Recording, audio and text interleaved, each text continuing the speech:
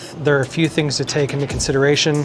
One is how many times they're going to be checking the part that you're fixturing, who's going to be checking the part, size, weight, material of the part. If you just have one person doing a quick check on something big like an engine block, maybe you can just set it up on the CMM, run it, and you're good to go.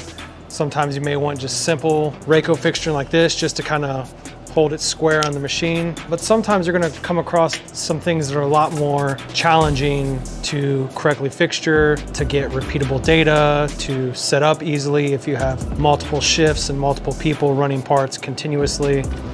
That's why we like to go with 3D printed fixturing.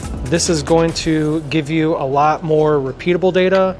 It's a lot easier to set up if you have a bunch of different people with different levels of experience. And one of the biggest things is ease and time it takes to make changes. If you make a change of the part, you need to make a change to your fixturing. With 3D printing, you just make your change in the CAD, throw it in the printer, and you're good within a couple hours.